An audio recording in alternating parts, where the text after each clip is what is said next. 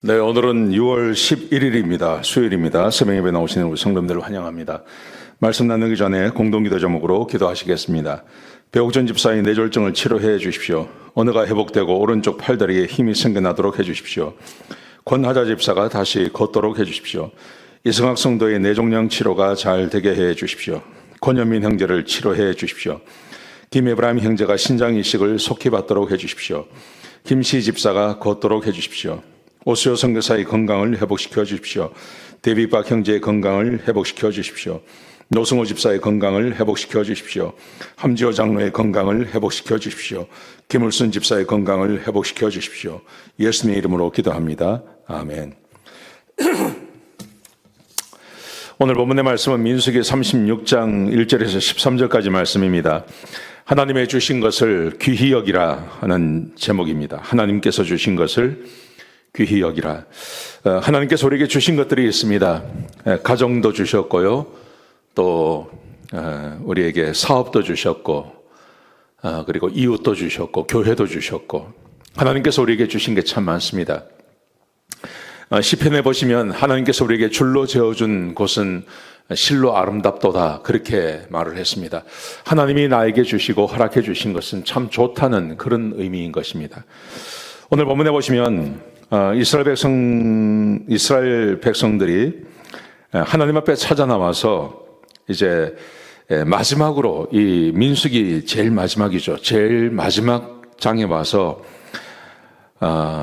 자기들에게 받은 것, 하나님께서 자기들에게 허락해 주신 것을 잃지 않게 해달라라고 하나님께 구하는 그런 장면이 나옵니다. 그래서 여기서 보시면 하나님께서 주신 것을 귀히 여기는 사람을 하나님께서 아주 귀히 여기시고 좋아하신다는 말씀이 오늘 본문의 주제가 되겠습니다. 자, 보시면요. 요셉 자손과 므낫세 지파의 수령들이 모세와 지휘관들을 찾아왔습니다. 그리고 이렇게 말을 합니다. 하나님께서 우리에게 땅을 주셨습니다. 자, 그런데 슬로브핫의 기업을 그의 딸들에게 주었습니다. 슬로브핫은 아들이 없었죠. 그래서 딸들에게 그 땅이 가도록 그렇게 허락을 했습니다. 자, 그런데 이렇게 말을 합니다. 만약에 그 딸들이 다른 지파에게 결혼을 해서 간다면, 그러면 그들에게 갔던 땅이 다른 지파에게 가는 거 아닙니까? 이걸 어떻게 했으면 좋겠습니까? 우리가 땅을 잃어버리게 되는데 우리가 얻은 땅을 잃어버리지 않게 해주십시오. 그렇게 요셉 자손과 므낫세 지파의 사람들이 찾아와서 말을 했습니다. 자, 그러자 오늘 5절에 보시면 모세가 하나님의 말씀을 증거합니다. 하나님께서 주신 말씀을 이제 전해주는 거죠. 하나님의 뜻이 무엇인지를 가르쳐 주시는 것입니다. 이렇게 말을 합니다. 5절에 보시면 요셉 지파의 말이 맞다. 그러면서요, 슬로브핫 딸들에 대해서 하나님께서 이렇게 명령하셨다 하고 하나님의 뜻을 정합니다. 그 뜻이 뭐냐면요, 마음대로 시집을 가라. 시집은 그냥 아무 때나 갈 수 있다. 이스라엘 자손들이라면요, 어떤 지파와 결혼을 해도 상관이 없다는 말이죠. 그러나 오직 그 조상의 지파와만 결혼을 해야 된다. 왜냐하면 이렇게 설명을 하세요. 기업을 이은 딸이 다른 지파에게 결혼을 한다면 그 땅이 다른 지파에게 가기 때문에 기업을 이은 딸이라면, 요즘 말로 하면 이런 우리 한국식으로 말하면 상속을 받은 사람이라면, 그렇죠. 부모의 재산을 상속받은 사람이라면, 지금은 우리 법에 의하면 남자나 아들이나 딸이나 똑같이 이렇게 재산이 분배되어지도록 되어 있습니다. 그런데 이때만 하더라도 아들에게 모든 재산은 아들에게 가게 되어 있습니다. 딸은 그 재산이 가지 않습니다. 근데 아들이 없는 경우에는 민수기에서 그렇게 말씀하셨죠. 딸에게 그 유산이 가도록 그렇게 하나님께서 말씀하셨어요. 그래서 딸은 누구든지 결혼할 수 있다. 어떤 지파든지 결혼할 수 있지만 만약에 기업을 이은 땅을 상속으로 받은 딸이라면 아무에게나 못 간다. 그러면서 이렇게 말씀하십니다. 8절에 보시면 기업을 이은 딸은 반드시 자기 조상의 지파에서만 결혼을 해야 된다. 그래야 그 기업을 보존할 수 있기 때문에 하나님께서 그렇게 말씀하세요. 하나님께서 지파별로 땅을 다 나누어 줬습니다. 그리고 그 지파 안에서 또 가문별로 또 땅을 다 나누어 줬습니다. 그런데 만약에 아들이 없이 죽은 부모라면 그게 딸에게 가게 돼 있는데 딸이 다른 지파에게 결혼을 하게 된다면 그 땅을 잃어버리게 되는 것이죠. 그래서 지금 이렇게 말씀하십니다. 다른 지파, 다른 기업을 이은 사람은 다른 지파에게 결혼하지 못한다. 이렇게 말씀하세요. 자, 그러자 슬로보아스의 딸들이 하나님의 말씀에 순종했다고 그렇게 되어 있습니다.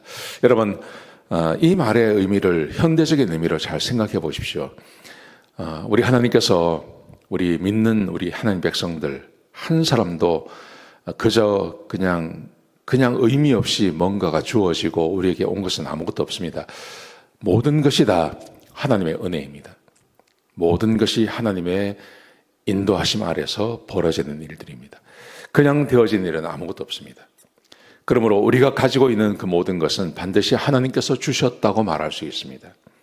여러분, 그러므로 하나님이 나에게 주신 것을 귀히 여기고 그것을 지키는 것은 당연히 우리가 해야 할 의무인 것입니다. 하나님께서 주신 것 중에 가장 중요한 것, 저는 가정이라고 생각합니다. 가정 정말 중요합니다. 가정을 잘 지키시고 하나님께서 나에게 주신 가장 귀한 것이라고 생각하셔야 됩니다. 내 아내, 내 남편, 내 자녀, 내 부모 귀히 여기셔야 됩니다. 하나님께서 나에게 주신 것입니다. 그 다음에 하나님께서 주신 직업, 내가 선택해서 내가 얻은 것 같지만 하나님께서 주신 것이죠. 그 직업을 귀히 여기셔야 됩니다. 개신교와 천주교의 차이가 그겁니다. 천주교는 성직과 일반직을 나누었습니다. 그래서 성직이라는 것은 반드시 교회에서 일을 하는 것, 사제 이런 사람들만 성직이라고 그러고 일반 우리 교인들이 하고 있는 직업은 그냥 세상의 일이라고 했습니다. 그렇기 때문에 천주교가 들어가는 나라는 다 가난합니다. 다 가난합니다. 천주교가 들어가서 부자가 된 나라도 없고 역사도 없습니다. 항상 가난했습니다. 제가 2주 전인가 한번 설교했죠.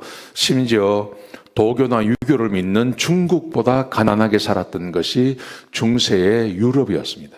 왜냐하면 성직과 일반직을 나누었기 때문에 그렇습니다. 그런데 종교개혁이 일어나고 종교개혁자들이 사람들의 마음 가운데 심어준 것 중에 하나가 그거죠. 모든 일, 성도가 하고 있는 그 모든 일은 성직이라고요. 왜냐하면 하나님께서 우리를 다 제사장으로 부르셨고 제사장 된 우리들이 세상에서 일을 하고 있다면 그 일 자체가 성직이라는 것이죠. 그래서 개신교가 들어간 나라는 다 부유합니다. 다 잘 삽니다. 하나님께서 나에게 맡겨주신 그 일, 정말 하나님이 나를 부르지 아니하신다면, 다른 것으로 부르지 않는다면 현재 하고 있는 그 일을 가장 귀하게 여겨야 됩니다. 가정이 중요합니다. 내가 하고 있는 일이 중요합니다. 직업이 중요합니다. 또 하나 교회입니다. 하나님께서 나에게 주신 교회, 그 교회를 귀히 여기셔야 됩니다. 항상 교회를 귀히 여기시고 교회로부터 중요한 것을 얻을 수 있어야 됩니다. 이 민수기 마지막 36장을 끝내면서 이 마지막 말씀에 이것을 주는 거예요. 여러분, 그러므로 하나님께서 여러분에게 허락해 주신 그것을 귀히 여기시고 그 안에서 감사하며 그것을 즐기시며 그렇게 사시기를 주의 이름으로 축복합니다. 기도하시겠습니다. 하나님, 귀한 말씀 주셔서 감사합니다. 하나님께서 나에게 주신 것을 감사해 하고 또 하나님께서 나에게 주신 것을 귀히 여기는 그런 마음으로 살게 하여 주옵소서. 우리의 가정을 지켜주시고 우리의 직업과 직장을 지켜주시고 교회를 지켜주시고 보호하여 주옵소서. 주님 감사합니다. 예수님의 귀하신 이름으로 간절히 기도드렸습니다. 아멘.